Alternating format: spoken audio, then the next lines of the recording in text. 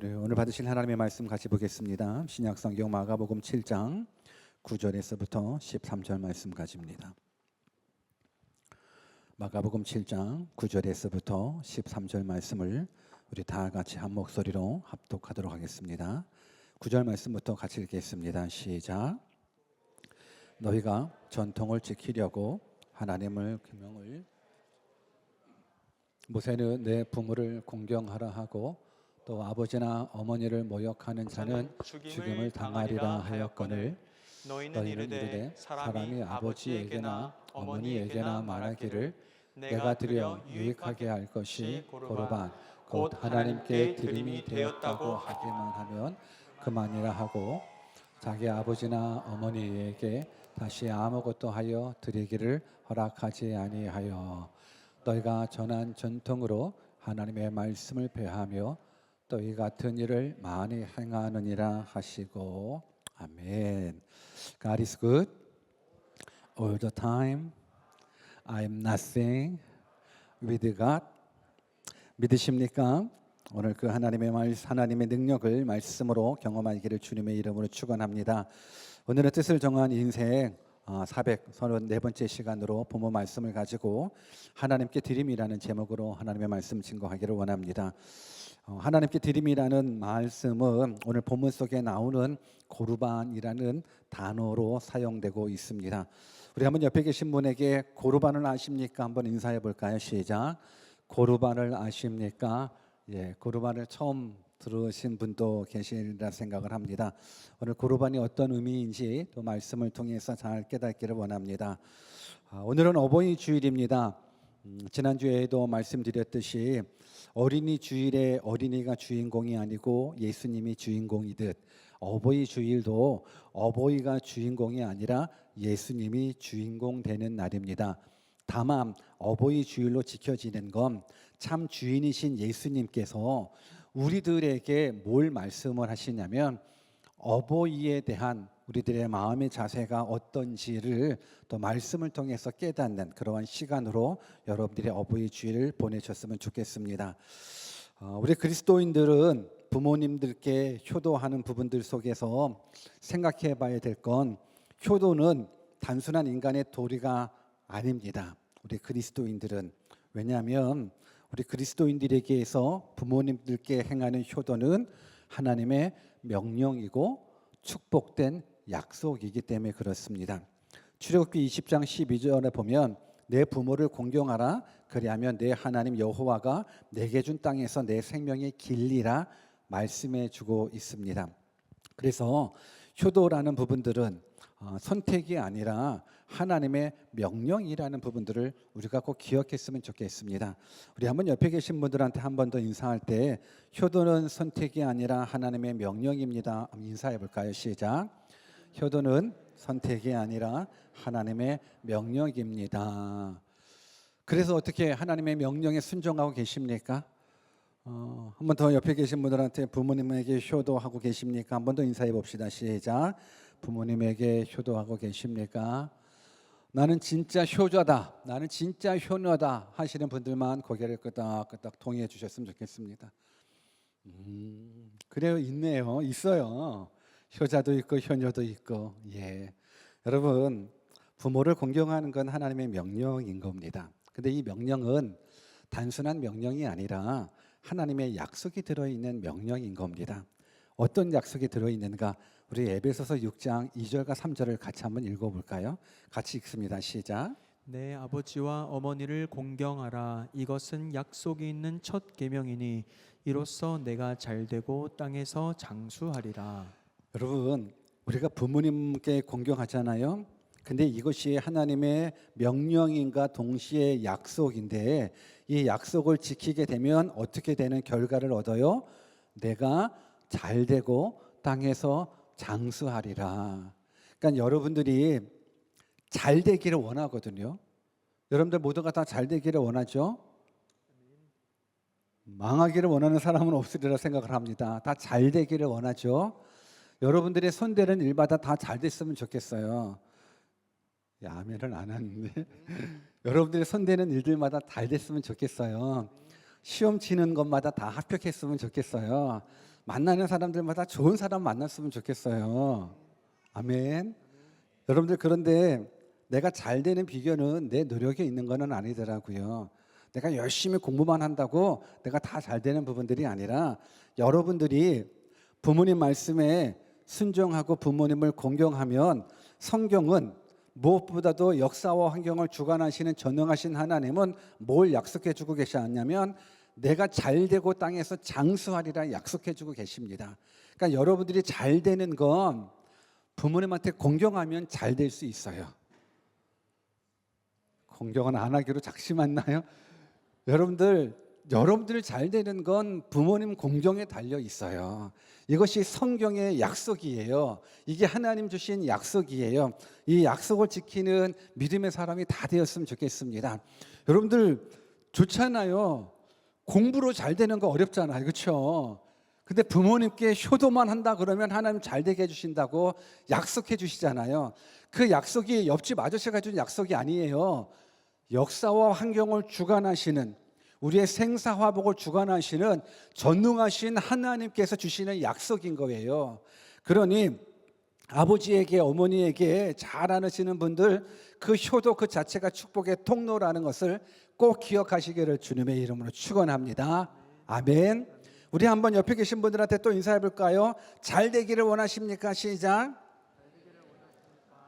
부모님한테 잘하십시오. 시작. 예, 부모님한테 잘하십시오. 이것이 잘 되는 비결입니다. 성경은요, 부모님한테 잘하면 이 땅에서 잘 되고 땅에서 장수하리라 약속해 주고 있는데, 반대로 부모님께 불효하는 자, 부모님의 말씀에 순종하지 않는 자는요, 이게 아주 치명적이고 끔찍하고 강력한 형벌을 당하게 돼요. 이게 아주 무서운데, 우리 신명기 21장 18절에서부터 21절, 약간 길지만 다 같이 한번 크게 읽으면서, 아, 이렇게 무섭구나, 부모 말씀에 순종하지 않는 죄가를 깨달았으면 좋겠습니다. 18절부터 21절까지 같이 읽겠습니다. 시작. 사람에게 완악하고 패역한 아들이 있어 그의 아버지의 말이나 그 어머니의 말을 순종하지 아니하고, 부모가 징계하여도 순종하지 아니하거든 그의 부모가 그를 끌고 성문에 이르러 그 성읍 장로들에게 나아가서 그 성읍 장로들에게 말하기를, 우리의 이 자식은 완악하고 패역하여 우리 말을 듣지 아니하고 방탕하며 술에 잠긴 자라 하면, 그 성읍의 모든 사람들이 그를 돌로 쳐 죽일지니 이같이 내가 너희 중에서 악을 제하라. 그리하면 온 이스라엘이 듣고 두려워하리라. 아멘입니까? 이거 아멘 하기가 되게 무서울 것 같아요. 여러분, 아멘입니까? 아멘은 동의하는 거거든요. 그렇게 되기를 원합니다예요. 아멘은 그냥 무턱대고 아멘하는 게 아니라, 하나님 말씀은 옳습니다. 하나님의 말씀에 100% 동의합니다. 하나님 말씀대로 되기를 원합니다가 아멘인 거예요. 그러면 한 번 더 질문해 봅니다. 지금 읽으신 신명기 21장 18절에서 21절 말씀 아멘입니까? 아멘입니까? 여러분들, 아멘이어야 됩니다. 왜냐? 하나님의 말씀이기 때문에 그렇습니다. 구약시대는 부모님을 공경하지 않고 부모님 말씀에 순종하지 않는 자는 돌로 쳐 죽이라는 아주 강력하고 끔찍한 명령을 하나님께서 명령하고 계십니다. 왜 그런가? 부모님의 말씀에 순종하지 않는 것을 성경에 악으로 규명하고 있기 때문에 그래요. 부모님 말씀에 순종하지 않는 건 그냥 단순한 짜증으로 끝나지 않아요. 성경은 그걸 악이라고 이야기해주고 있습니다. 그래서 효도라는 부분들은 단순하게 인간적으로 부모님을 위한 어떤 행위, 효행을 뛰어넘어 하나님 앞에 드려지는 순종의 제사라는 사실을 우리가 꼭 기억했으면 좋겠습니다. 그 명령에 순종하지 않으면 악한 자가 돼요. 그것이 죄가 된다라는 것. 그래서 하나님은 하나님을 믿는 신앙을 그저 하나님께만 잘한다라는 부분들로 생각하지 않고, 하나님을 믿는 신앙과 부모님께 행하는 효도를 같은 맥락으로 보고 계시다라는 거예요. 그래서 우상 숭배하는 자도 돌로 쳐 죽이는 거와 마찬가지로 부모님의 말씀에 순종하지 않는 자도 돌로 쳐 죽인다라는 건 그 형벌이 그만큼 무겁다라는 거예요. 우상을 숭배하는 것과 부모의 말씀에 거역하는 그것이 무겁다라는 부분들. 그런데 오늘 우리가 읽은 이 본문, 마가복음에 나와 있는 이 본문은 잘못된 전통으로 말미암아서 하나님을 믿는 신앙하고 부모님께 행하는 효도를 분리하려는 그러한 모습에 예수님이 책망하는 모습을 볼 수 있습니다. 본문 9절에서 11절을 한 번 더 같이 읽어볼까요? 시작. 또 이르시되 너희가 너희 전통을 지키려고 하나님의 계명을 저버리는 도다. 모세는 내 부모를 공경하라 하고 또 아버지나 어머니를 모욕하는 자는 죽임을 당하리라 하였거늘 너희는 이르되 사람이 아버지에게나 어머니에게나 말하기를 내가 드려 유익하게 할 것이 고르반 곧 하나님께 드림이 되었다고 하게만 하면 그만이라고. 11절 보면 사람이 아버지에게나 어머니에게나 말하기를 내가 드려 유익하게 할 것이 고르반 곧 하나님께 드림이 되었다고 하게만 하면 그만이라는 말씀. 이 말씀이 어떤 말씀일까요? 여러분, 이 말씀은 하나님을 믿기는 믿지만 위선적으로 믿는 바리새인들에게 경고해 주시는 말씀인 거예요. 저들은 전통을 지키기 위해서 신앙과 효도를 분리시키는 잘못된 신앙생활을 하고 있어요. 아까도 말씀드린 대로 하나님을 잘 믿는 신앙은 부모에게 순종하는 신앙인 거예요. 근데 내가 하나님은 잘 믿지만 부모에게는 순종하지 않는다? 이거는 하나님을 잘 믿는 것이 아니에요. 하나님을 잘 믿는 사람은 부모의 말씀도 순종하는 사람인 거예요. 그런데 저들은 어떠한 모습을 가지고 있냐면 그저 하나님 앞에 효도한다, 하나님 앞에 예배한다, 잘 믿는다라고 이야기를 하지만 부모 섬기는 모습은 좀 꺼려하는 모습이 발견되는 거예요. 그래서 어떻게 꺼려하냐면 11절 보면은 사람이 아버지에게나 어머니에게나 말하기를 내가 드려 유익하게 할 것은 고르반 이러면 된 거예요. 근데 고르반이라는 건 하나님께 드림이라고 말씀을 드렸습니다. 하나님께 드림이라는 뜻을 가지고 있는 이 고르반이 하나님의 말씀을 위반하는 행위가 돼요. 부모를 순종해야 되고 부모에게 효도해야 되는데 고르반이라는 이 용어를 사용함으로 말미암아서 하나님을 믿으면서도 부모에게 순종하지 않는 모습을 얘기를 해주고 있다는 거예요. 사실 고르반이라는 건 히브리어로 가까이 나아가다라는 동사에서 유래되어 있어요. 하나님께 가까이 나아가기 위해 드려지는 제물이 고르반인 거예요. 그래서 고르반은 구약 성경에 번제든 소제든 화목제든 하나님께 드려지는 그 제사물들 있잖아요. 그 제물들을 통체적으로 얘기할 때 사용되는 단어가 바로 고르반인 거예요. 그래서 레위기 1장 2절에 보면 이스라엘 자손에게 말하여 이르라 너희 중에 누구든지 여호와께 예물을 드리거든 할 때 이 예물에 해당되는 단어가 바로 고르반인 거예요. 그러니까 하나님께 드림, 이 얼마나 아름다운 믿음의 표현입니까? 하나님께 나아가는 제물, 하나님께 드려지는 예물, 얼마나 소중한 믿음의 고백입니까? 그런데 이 아름다운 믿음의 고백인 이 고르반이 아름다운 신앙으로 끝나야 되는데 예수님 계실 때에는 너무도 형식적으로 사용되었다라는 거예요. 어떻게 형식적으로 사용되었냐면 고르반이 하나님께 드려지는 예물과 더불어서 하나님께 드리는 서원과 같은 제도인 거예요.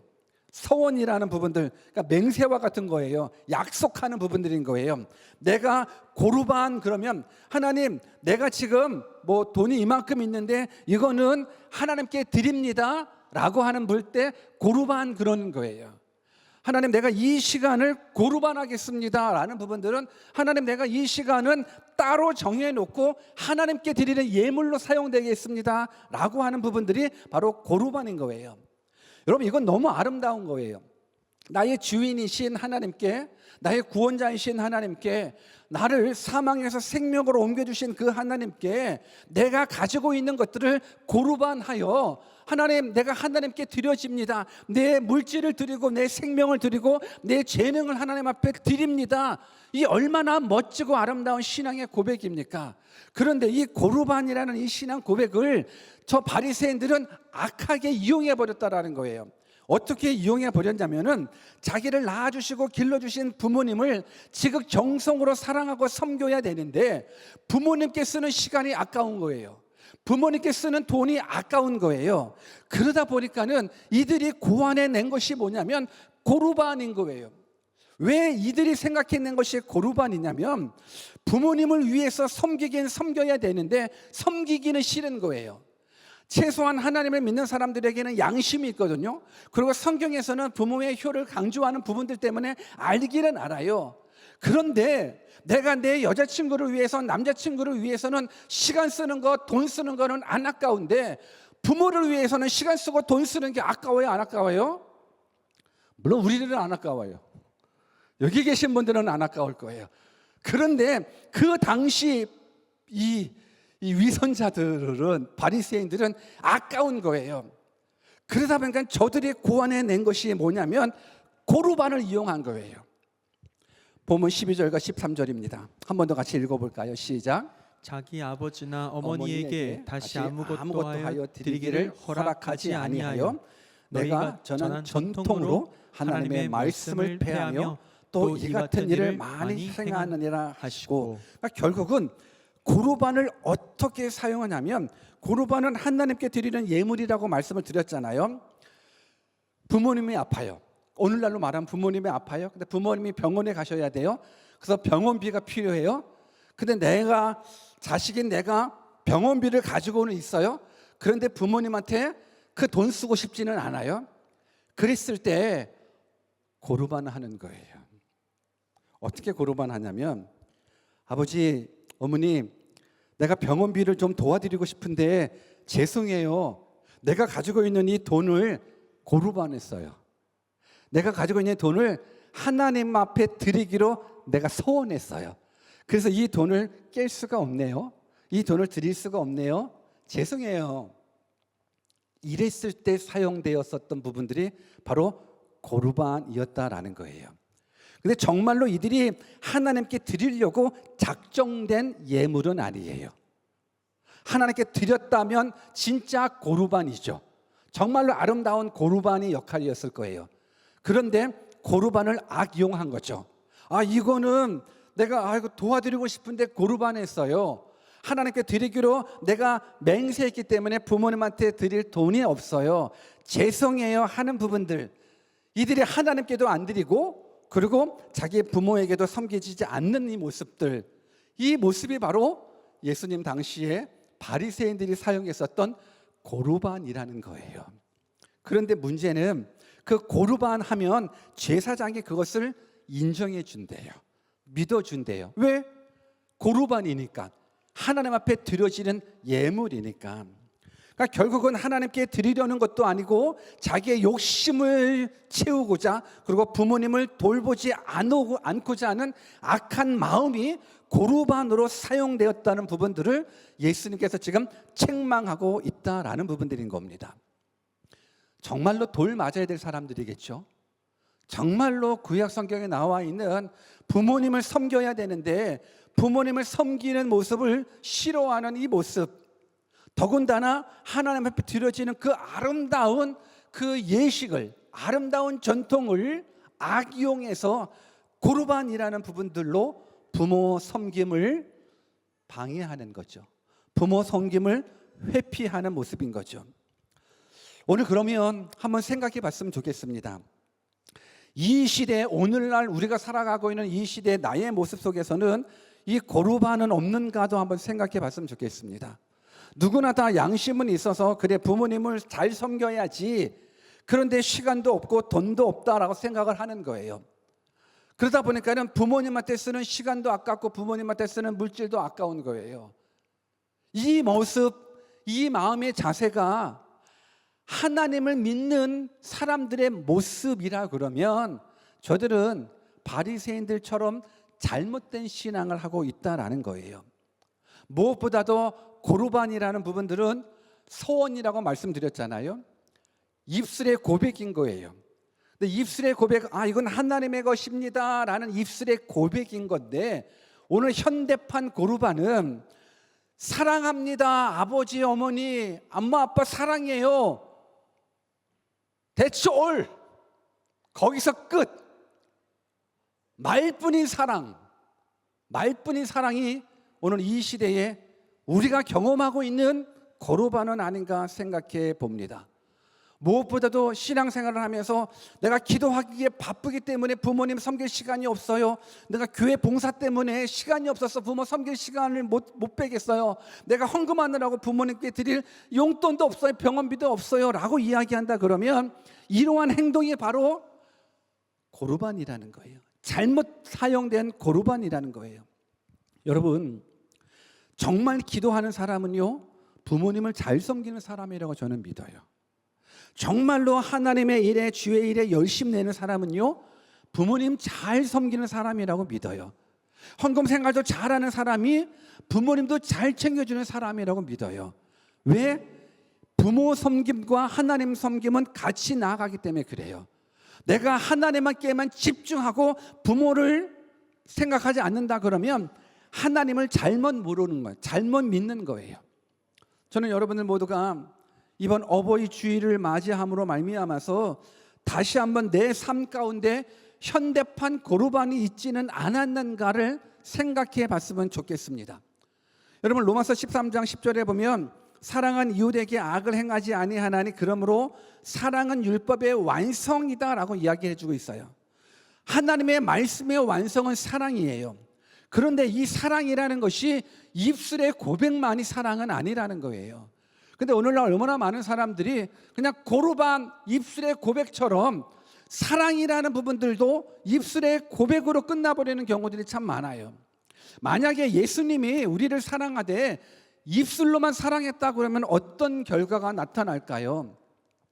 예수님이 우리를 사랑하되 입술로만 사랑하는 거예요. 사랑합니다 형제님, 사랑합니다 자매님, 아이고 죄를 지셨군요. 죄의 삭은 사망인데, 죄의 삭은 지옥인데 어쩌나 지옥 가야 되는데 하는 수 없죠. 그럼에도 불구하고 형제님 자매님 사랑합니다, 그러니까 예수님의 사랑 방법이라 그러면 어떨까요? 분명 예수님이 우리를 사랑한다고 얘기를 했지만 어떻게 안타까움으로 끝난다 그러면 그것이 과연 사랑일까? 여러분, 예수님의 사랑은 입술로만의 사랑이 아니었습니다. 예수님은 어떻게 사랑하셨는가? 로마서 5장 8절에 보면 우리가 아직 죄인 되었을 때에 그리스도께서 우리를 위하여 죽으심으로 하나님께서 우리에 대한 자기의 사랑을 확증했다 말씀해 주고 있습니다. 말뿐인 사랑이 아니라 우리를 위해서 십자가에 죽으심으로 우리에 대한 사랑을 확증해 주신 것이 하나님의 사랑이요 예수님의 사랑이라는 겁니다. 오늘 예수님이 말로만 사랑하지 않았듯이 오늘 우리들의 사랑이 하나님을 사랑한다고 하면서 혹 말로만 사랑하고 있지는 않는지, 부모님을 사랑한다고 하지만 혹 말로만 부모님을 사랑하고 있는지는 않는지, 내가 이웃을 사랑한다고 하지만 정말 말로만 이웃을 사랑하고 있는 그 신앙에 멈춰서 있지는 않는지 오늘 이 시간 한번 생각해 봤으면 좋겠습니다. 요한일서 3장 18절에 보면 자녀들아 우리가 말과 혀로만 사랑하지 말고 행함과 진실함으로 하자 성경은 말씀해 주고 있는데, 우리는 말과 혀로만 사랑하는 모습들이 너무너무 많아요. 엄마 아버지 사랑해요, 어버이날 맞아서 사랑해요 라는 부분들이 말뿐이라 그러면 현대판 고르반의 모습인 거예요. 하나님, 내가 기도하기 바빠서, 봉사하기 바빠서, 예배하기 바빠서 부모님 섬길 시간이 없네요. 고르반이라는 거예요. 말뿐인 사랑은 사랑이 될 수가 없어요. 그리고 하나님 핑계 대면 안 돼요. 내가 예배 때문에, 교회 봉사 때문에, 헌금 때문에 부모님 섬길 수 있는 시간이 없네요. 아니, 그거 거짓이에요. 위선이에요. 내가 쓰는 시간, 내가 쓰는 물질 한번 곰곰이 생각해 보십시오. 나를 낳아주시고 길러주신 그 부모님을 위해서 과연 얼마나 나의 시간이 쓰여지고 있는지, 나의 물질이 쓰여지고 있는지 한번 생각해 봤으면 좋겠습니다. 내 물질의 영역들을 한번 생각해 보십시오. 내가 과연 부모님을 얼마나 사랑하고 섬기고 있는가? 내가 정말로 남자친구보다 여자친구보다 부모님을 사랑하고 있는가 한번 생각해 봤으면 좋겠어요. 그거는 부모님 사랑은요, 시간이에요, 물질이에요, 마음이에요, 섬김이에요. 입술로만이 아니에요. 그런데 오늘 입술로만의 섬김으로 끝나는 경우들이 참 많아요.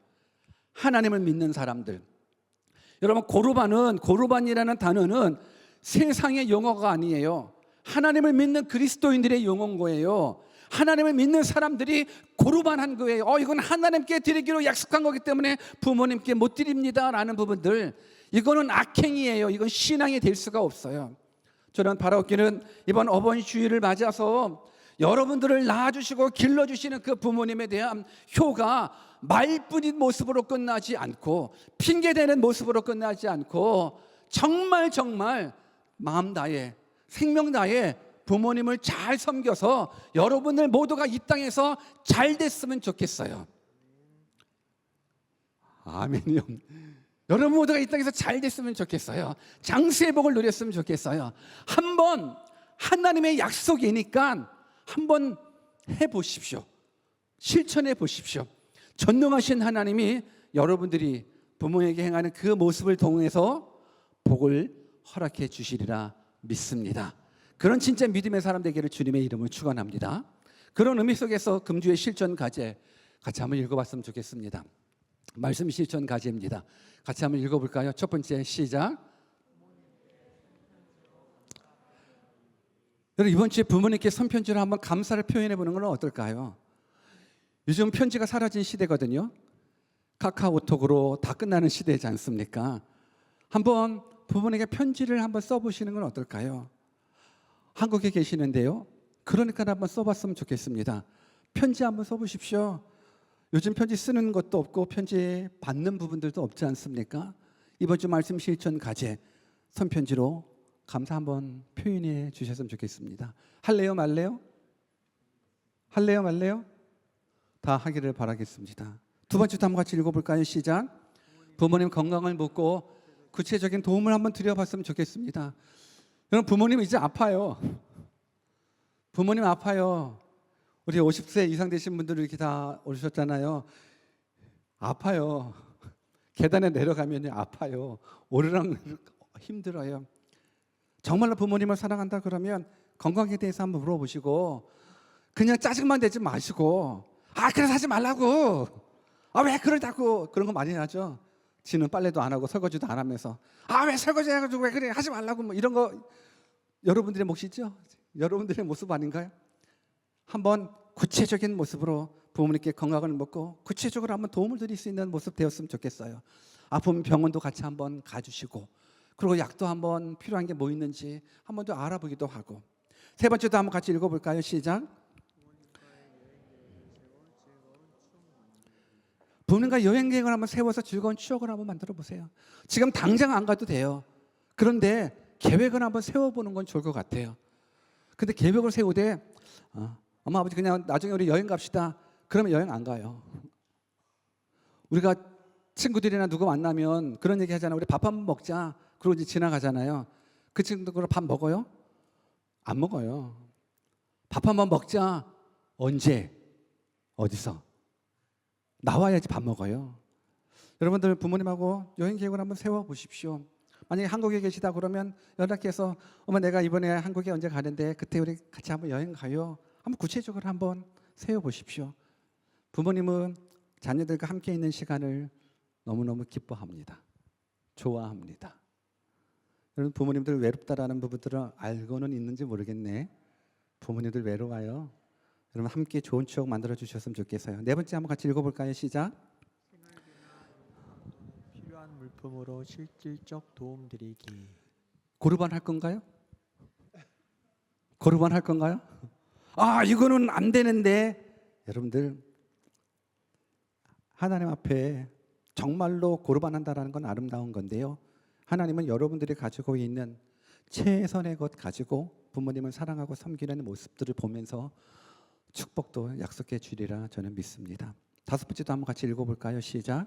부모님에 대한 좋은 추억을 자녀들 또는 주변 분들과 함께 나누어 보는 부분들, 이거 뭐냐면 우리 부모님에 대한 좋은 추억들, 우리 어머님이, 우리 아버님이 그 자녀들을 얘기했었을 때 너희 할머니가 나 어렸을 때 이렇게 해줬었어, 너희 할아버지가 나 어렸을 때 이렇게 해줬었어 라고 하면서 그냥 할머니 할아버지에 대한, 내 부모님에 대한 그냥 좋은 점, 좋은 추억들을 또 같이 한번 나눠보는 부분들도 굉장히 중요할 거라고 생각이 들어요. 우리들의 자녀들은 지금 우리들의 모습, 우리가 부모님께 효도하는 그 모습을 보면서 분명히 효도할 거라 저는 생각이 들어요.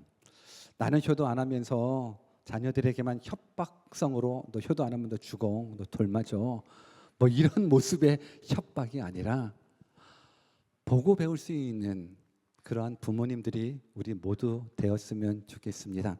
이 5가지의 말씀 실천 과제를 이번 주 숙제로 드리기를 원합니다. 이제 말씀을 마치겠습니다.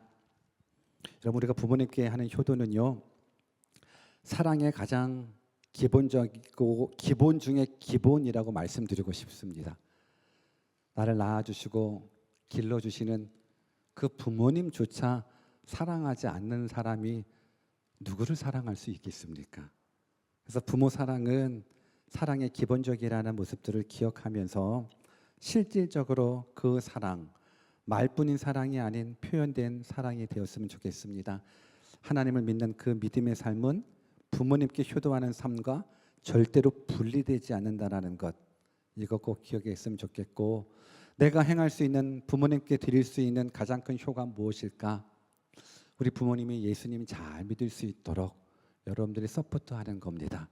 특별히 하나님을 믿지 않는 부모님이 계시다 그러면 최선 다해 효도함으로 우리 부모님이 예수님 믿고 영원한 생명 얻을 수 있는 것, 이보다 더 아름다운 효가 어디 있겠습니까? 그런 진짜 믿음의 공동체가 우리 모두 되기를 주님의 이름으로 축원합니다.